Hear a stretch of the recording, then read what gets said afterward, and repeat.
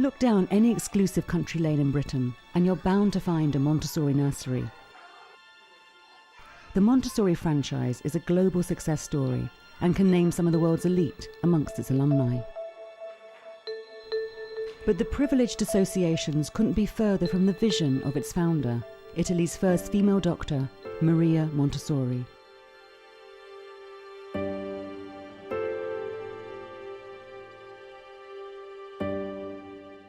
She was committed to the last day, even in the last years of her life. She still saw the Montessori approach to be a tool to changing society, to helping people to have better lives.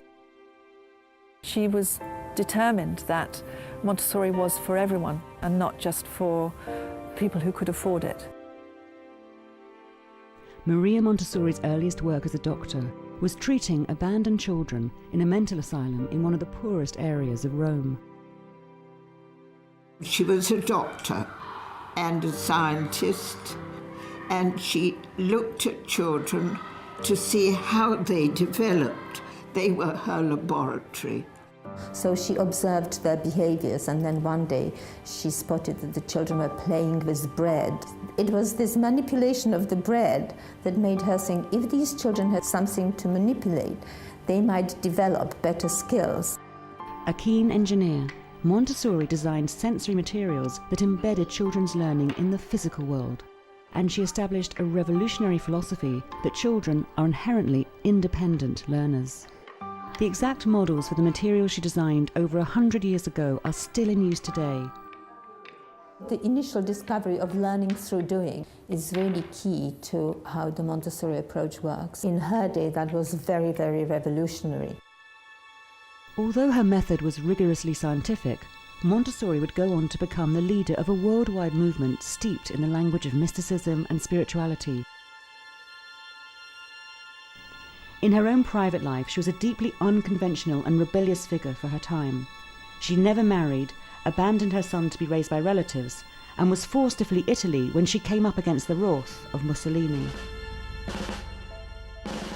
Mussolini was just not into free thinking, independence, creativity, harmony, peace. Montessori strongly believed that she had found an infallible system that would revolutionize society, enabling the children of the future to be self-reliant, responsible citizens.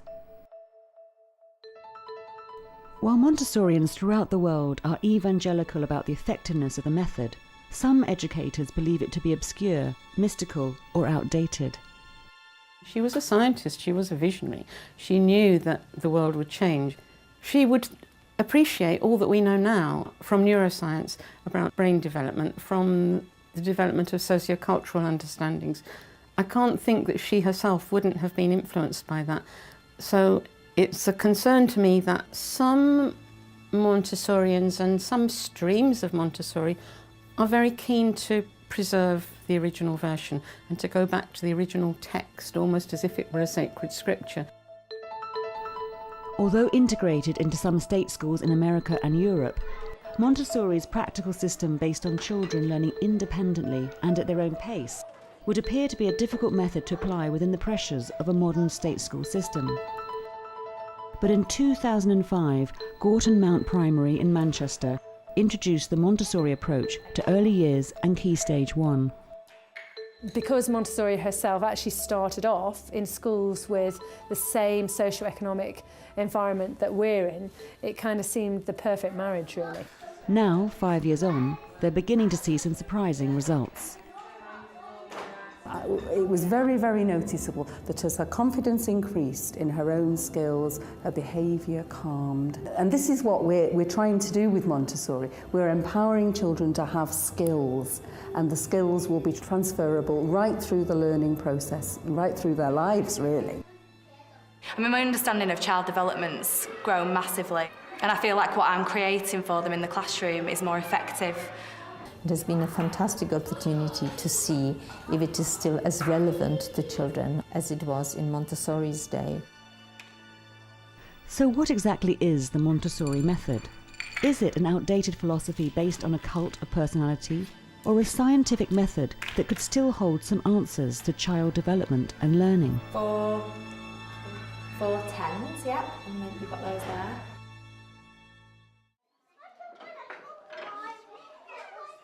Maria Montessori's maverick personality was already beginning to show itself by the age of 13. With an extraordinary aptitude for maths and encouraged by her mother, she enrolled as one of the few female students in a mostly boys' technical school with hopes of becoming an engineer.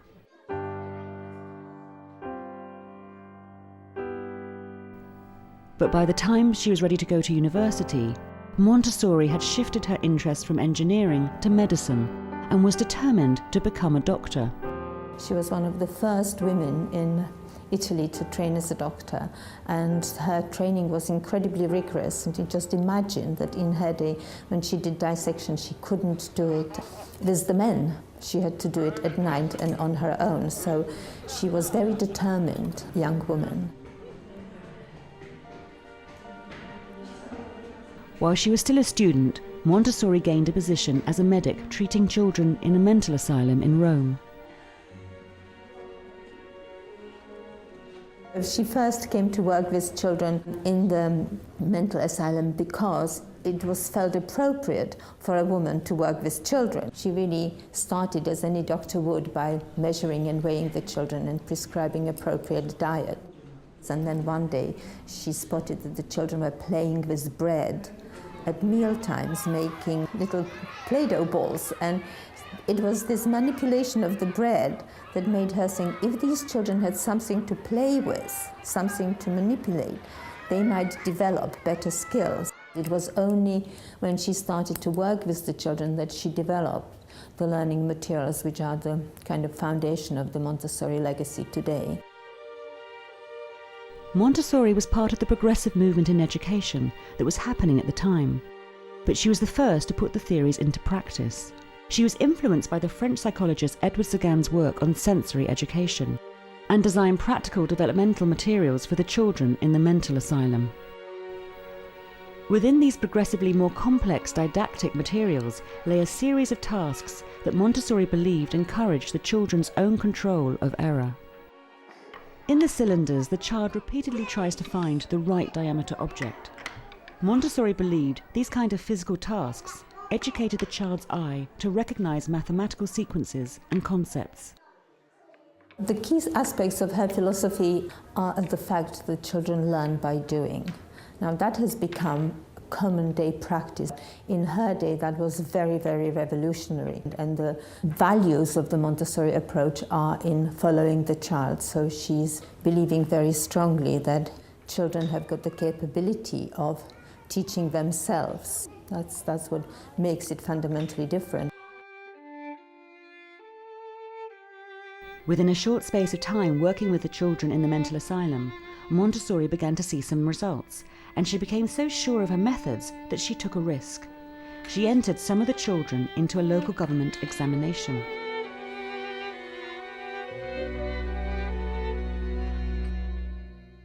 And those children actually achieved very well in those examinations, which prompted her to think, well, if they can do this, what could be achieved with other children if the learning was developmentally appropriate?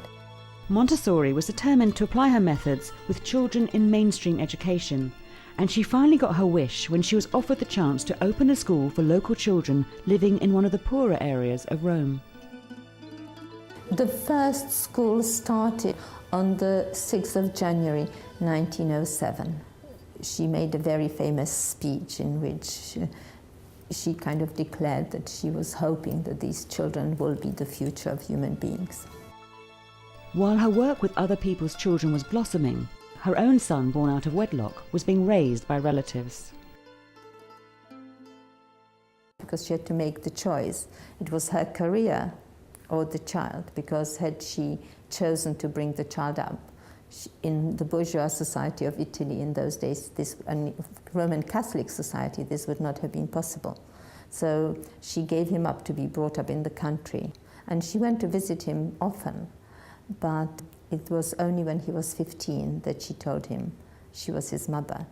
And then they started to work together and collaborate, promoting the Montessori approach. But I think that fundamentally had influenced her view of the child, because the mixture of guilt and wishing to change children's life is certainly evident in her writing all the time. Montessori's method attracted global recognition as she travelled the world giving lectures and opening new Montessori schools. But at home in Italy, she found it more difficult to convince Mussolini.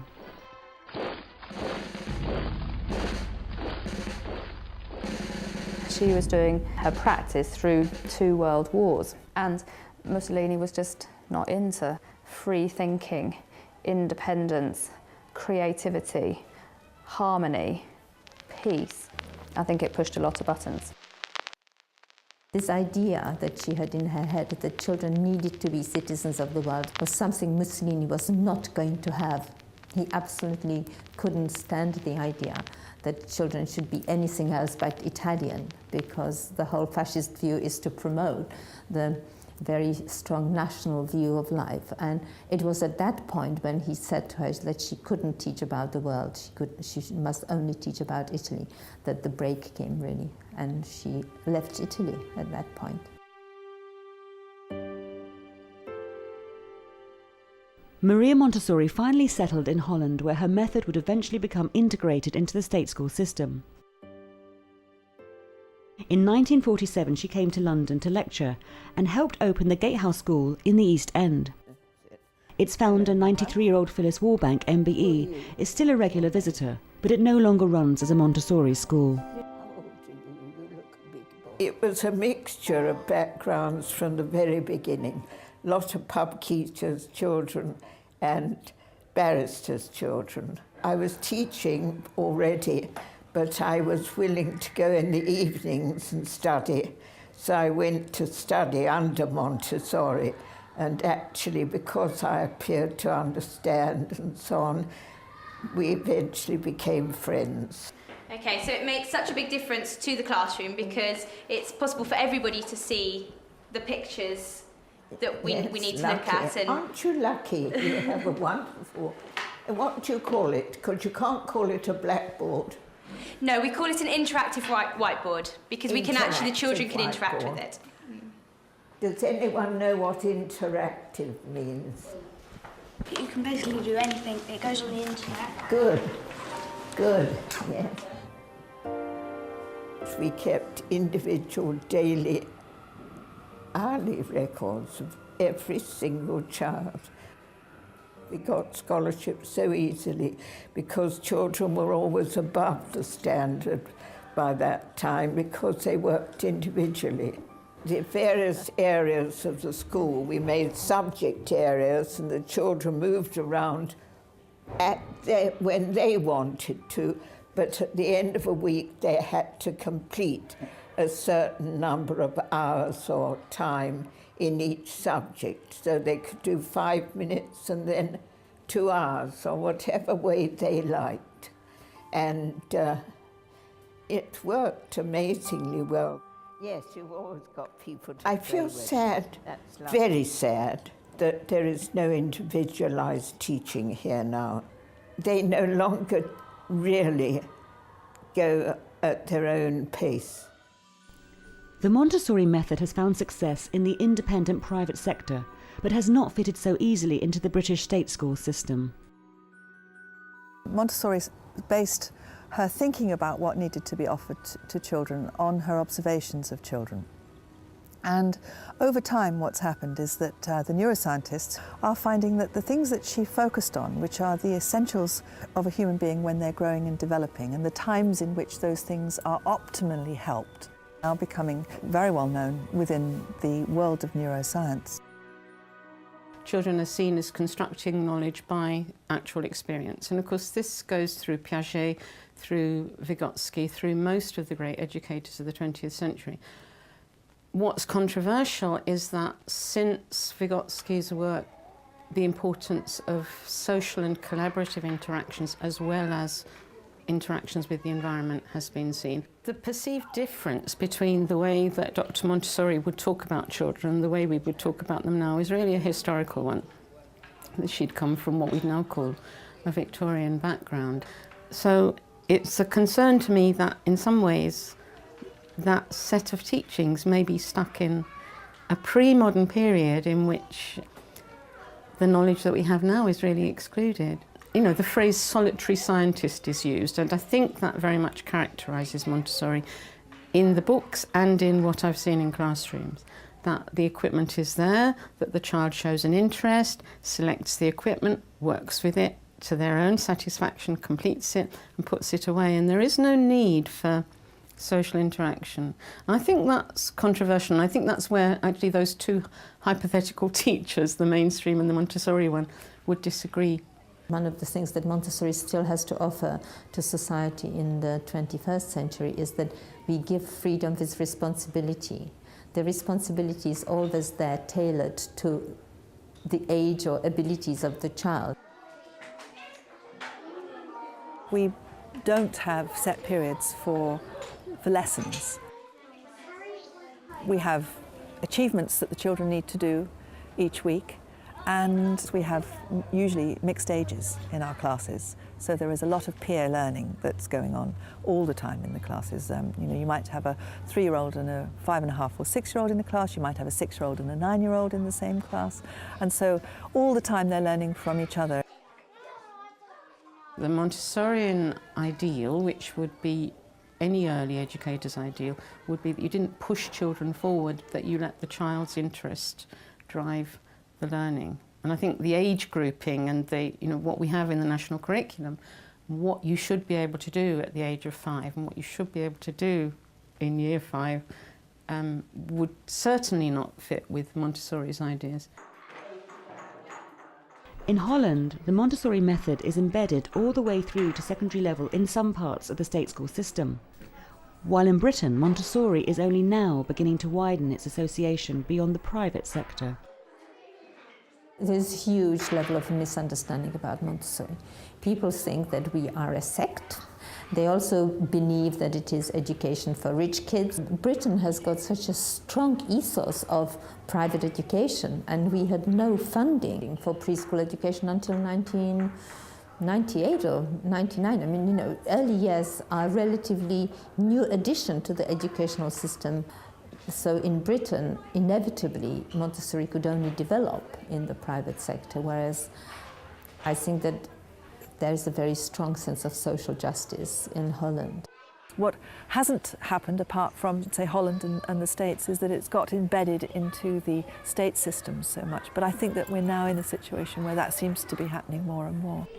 Gorton Mount Primary in Manchester has managed to absorb the Montessori approach within the expectations of the national curriculum. 2, 9 or 16, which is the next smallest. We test from 5 in preparation basically for the SATs. So we do have to offer them and give them that experience of doing it in that way as well as the Montessori way. So it's a blend. Walking, Rebecca. Remember how I showed you this morning, Rebecca? Look at me. Do you remember how I showed you how we choose our own work from the shelves? Okay? When we first had contact with Montessori organisation, quite a lot of people came to visit and to see if it was going to work, because this was such a different departure for them. Gorton Mount called in the expertise of Montessorians working in the private sector. They received help from Sarah Rowledge, who divided her time between her small private school in Essex and Gorton Mount, where she began training the teachers.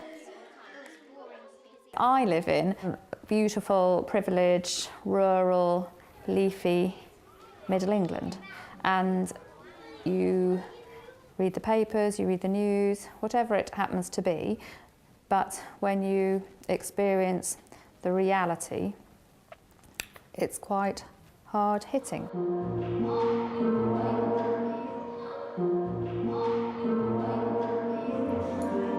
I think in terms of us working with the Montessori community, that was quite a cultural clash, just because our needs as a school and the needs of our pupil cohort and our parents and carers were so different from that of the rest of the Montessori community.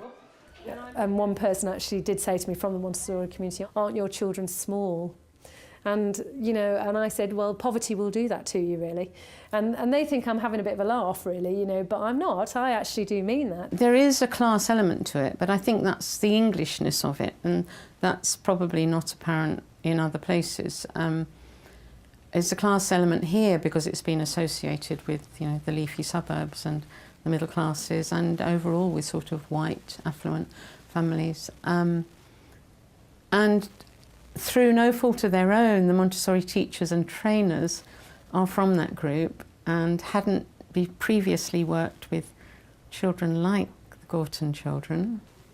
It's only when you actually look beyond that and look through to the eyes of the child do you then get back to why you do what you do and how you're doing it. Sarah began by changing the Gorton Mount classrooms. The walls were stripped of all their displays and the children were encouraged to take ownership of their environment.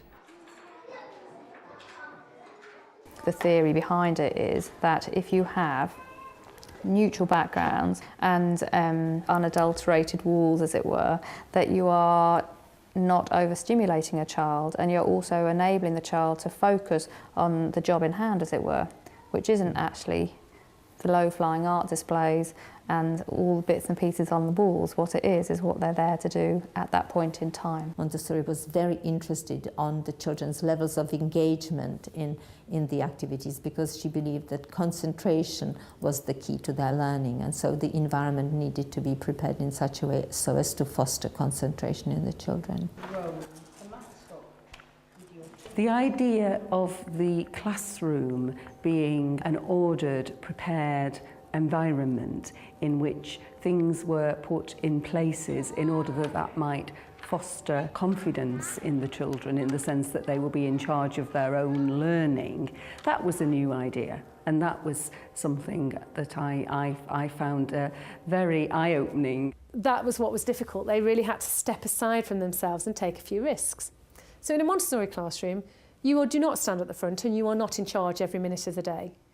You allow children to come in and choose what they're doing, and you redirect them if they're not doing the right thing, or you introduce them to something new if that's what needs to happen to them. I think most of it was quite alien because we did things in a really different way. I did exposition and then we all did a maths lesson at the same time and differentiated, basically worksheet based on each table, and we just used hands-on equipment really with children that struggled with the worksheet based work. But I found there was a lot more issues with behaviour at that time, and that's been a really big difference for me. Whereas now everything, it's totally different. The children are choosing from a range of activities, and most of what's in there is hands-on. The way the environment's set up, we are able to observe children all the time. So we can take a step back. The children access the materials and the activities that are out. It's very easy to do that because the child comes in every day. The environment is almost identical to the day before. You might have added new things. But you can see each day what that child will go to. So there's a boy in my class called Liam who every morning will go to the train set and play with that for between 5 minutes, half an hour, even longer some days. And that's his absolute need. And because he has that opportunity, he can take it, which is wonderful for him. Children in a Montessori environment have uninterrupted access to their materials and their work for 3 hours, and that definitely goes against the grain. If they're not engaging with maths or literacy, I have to be aware of that and I have to do something about it. I feel it's my job in a state school and take action.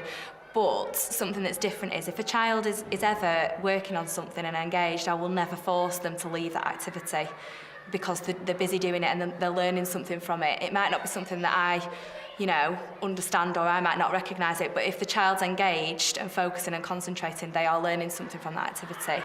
And therefore we will leave them alone and we'll wait till they've finished and then ask them to come and do whatever it is that, we need them to get done.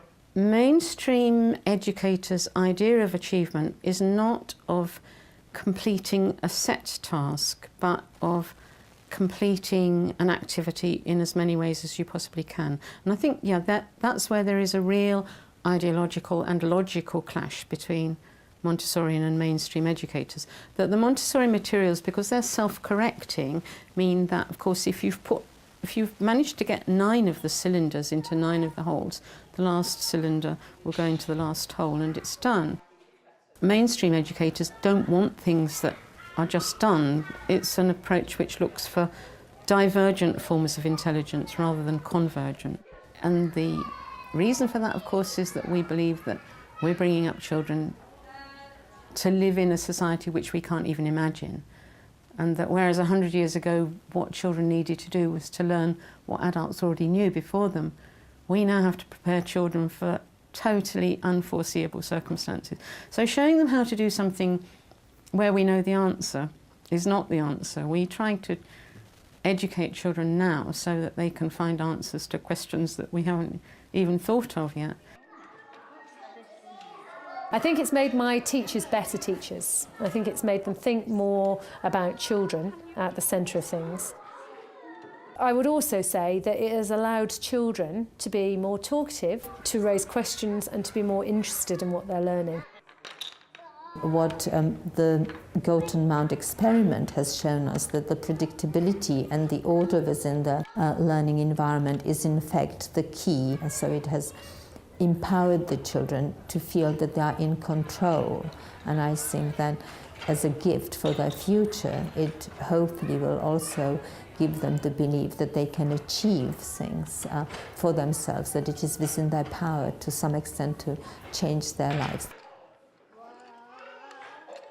I think that Montessori would like to see it back in its roots, and I think she'd like the fact that children from poor backgrounds were still getting the opportunity to do well in education, really.